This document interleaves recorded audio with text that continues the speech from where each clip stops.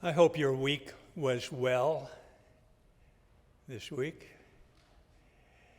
But if you're like me, the world kind of has a way of stringing us thinner and thinner and thinner. I thank God we have the Sabbath to regain our forces, worship our Creator, and accept the strength He has for us to live another day, another hour, another minute, however long it is. He'll give us the strength. Thank you, Creator God. I was taken aback by a few things that happened this week at our house. Our normal routine on a given day would be in the evening we would read a little bit out of a devotional book. Perhaps currently it is The Desire of Ages. Fantastic. And it never gets old. It's similar to the Bible. It never gets old.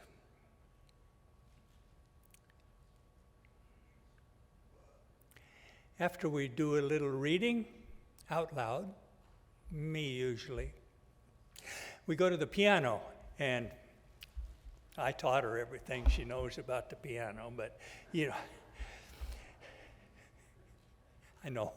You heard what she said. He's such a liar. Anyway, we were going through to see which one we'd sing next, and she said, "Oh, this is one. You used to like this one." I used to. It's my favorite song. It was done to perfection by a man that used to be in this church, many decades ago. And some of you will remember Ray Turner. And he sang a beautiful rendition of Supper Time. Are you familiar with Supper Time? If not, let me just reacquaint you with it, at least some parts of it, the parts that I can remember. I won't sing it. I just kind of recite it because it brought back some very unexpected thoughts to me. When I was but a boy in days of childhood, I used to play till evening shadows come. Then, winding down that old familiar pathway, I heard my mother call from set of sun. "Children, it's supper time. Come on home." Well, it didn't take much persuasion to get us hungry children to pull in our kites, put up our toys, and start for home. Those days are gone now, but the memory of them began to weave a truth in the warmth of my soul that is even more thrilling than the memory of those childhood days, for I'm sure it won't be long till we'll hear the supper time call from the portals of glory. Then we'll put away the things of this life, just like we did when we were little children, and heed the call to the greatest supper time of them all, with all of God's children and with Jesus. Notice, it was a spiritual song in the beginning, but it ended on the solid rock, Jesus. I don't know where you are in your personal experience, but all of us will, like the thief on the cross, come to one point in our life, nothing else matters but Jesus. The song ended with Jesus. Well, I love that song. But those unexpected thoughts were particularly important this week because Had my mother lived, she would have been 100 years old 4 days ago. We've been without our mother for 12 years. Dad, on the other hand, did not live into his 80s like my mother did. He lived way up into his 40s, and he died at 44 years of age. He's been gone now longer than he was alive. And I had worried about the man for years. But unexpectedly, peace came. And I'll tell you how that happened.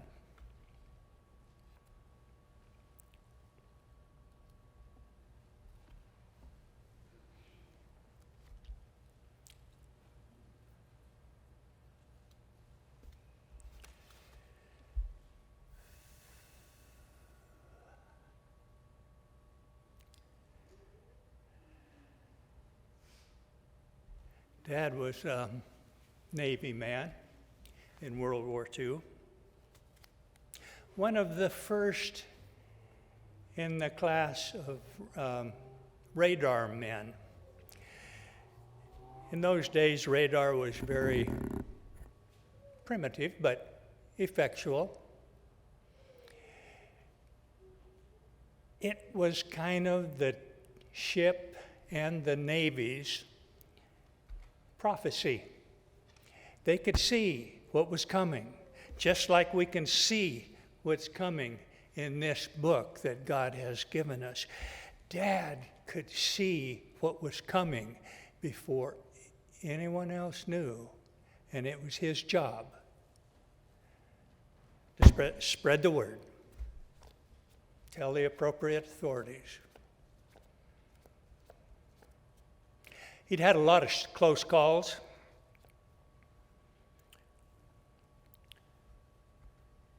But then the experience of the Battle of Midway, which lives in our history books, happened to him. He'd never seen the kamikazes so thick.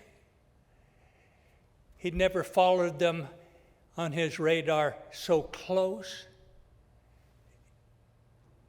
ever before.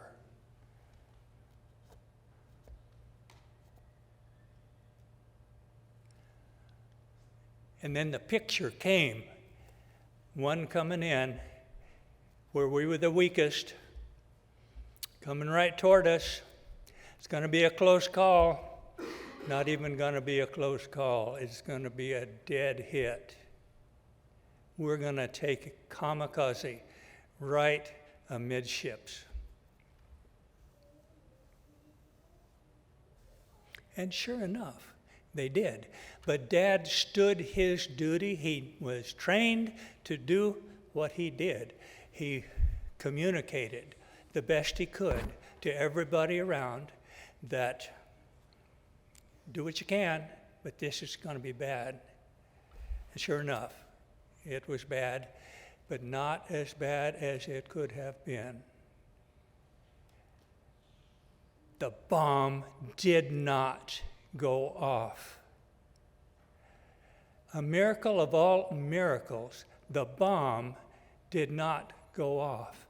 And the men aboard the ship arranged somehow to push that live bomb that could have gone off any second overboard, and it was gone. Dad did his duty. He saw it coming.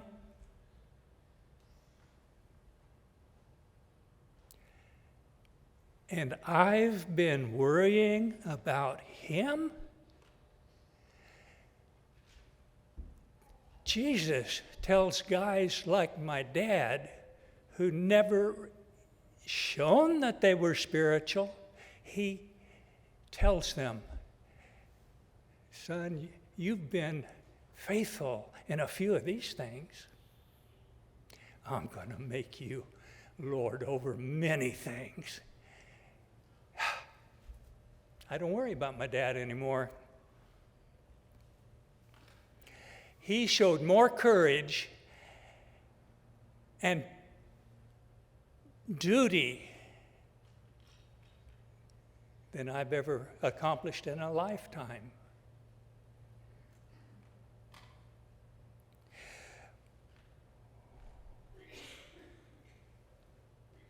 That old supper time song that talks about the old home place, how very, very important a place is. In fact you noticed that the title for the sermon is just one word. That's what a taciturn guy does. He says things in as few words as possible. You better hope that I remember that. Anyway, in the Navy, the man thought that was his recreation, that was his creation, that was his hope. The place. We're going to have a place. When this war's over, we're going to have a place. And then in that place, we'll have room to raise our family. We'll have room to live. We'll have a place to live. Have you ever thought of it? A place. I'm going to read it again. Judy did a marvelous job with the scriptures, but I'm going to do it again because it is so very, very important. John 14, 1 through 3. Let not your hearts be troubled. Believe in God. Believe also in me. In my Father's house are many mansions, and if it were not so, I would have told you. I go to prepare a place for you. And if I go and prepare a place for you, I will come again and receive you unto myself, that where I am, there ye may be also. God has a place for us. He's prepared it. He is preparing it.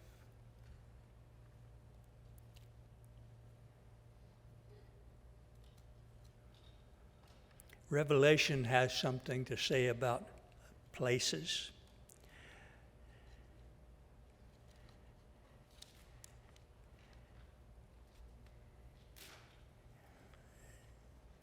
All right, here we go. Revelation 12, 7 through 9. Speaking of Jesus and the war in heaven, the war of words, I hasten to add.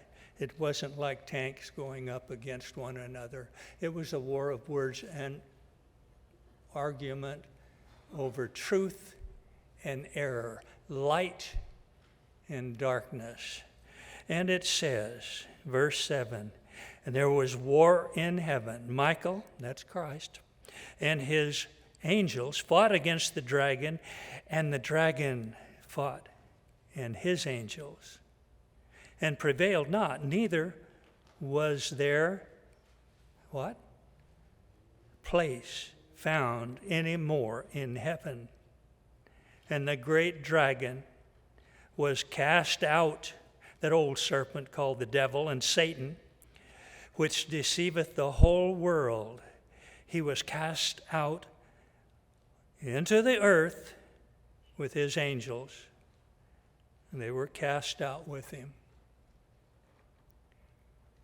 He lost his heavenly place, and he was thrown down into this world. Fast forward toward the end of Revelation, where it talks some more about a place. Revelation 20, verse 11. 20, verse 11. And I saw a great white throne, and him that sat on it, from whose face the earth and the heavens fled away, and there was found no place for them. what just happens at the end of the world? The place where the devil was thrown now has fled away from the face of God. There is no place for the devil and his henchmen. There is no place in God's universe for Satan and his henchmen. When we read those simple and common words that Christ has gone to prepare a place for us, how very, very special that is. We have a place that God is preparing for us. Those of the devil have no place. A place is where you live, do the things you love to do, give service to people, all those heavenly things. And it can start right here, right now. And if we correctly understood things, it would start right here, right now. We experience heaven as we allow God to fill us. I think that is fantastic. That was not expected when I was going to sing that little song, that little common song. Those thoughts were not really what I was intending to speak about. But like that thief on the cross, there comes a time when you want to get right down to it with people. You want to tell them what it is that they need to do. If you have Christ, you have everything. Nothing. He could not add anything to you that he doesn't give you. He loves you. The world offers you something.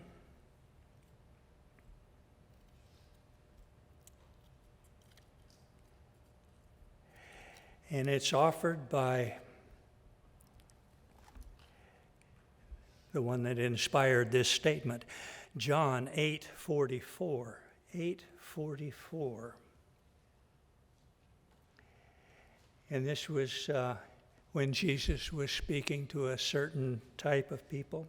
Ye are of your father, the devil, and the lusts of your father ye will do. He was a murderer from the beginning, and abode not in the truth, because there was no truth in him. When he speaks a lie, he speaks of his own, for he was a liar, the father of lies. Which would you rather have? Before you make your decision, let me read you another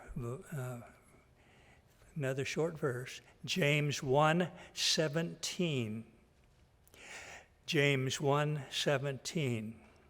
On the one hand, you've got the one with the lies. On the other hand, you've got every good gift, and every perfect gift is from above, and cometh down from the Father of lights, the Father of lights, with whom is no variableness nor shadow of turning. The Father of lies or the Father of lights? I set before you today, choose you this day life and light and goodness, and let the devil have all the lies, darkness, and evil. He deserves all of it.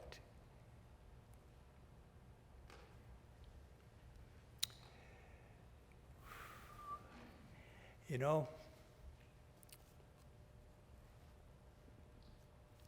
if I wasn't a Christian today, I'd sure want to be one. I don't know about you, but I hope and pray that you'll make the right decision if you haven't made that decision already. Choose life. Choose life.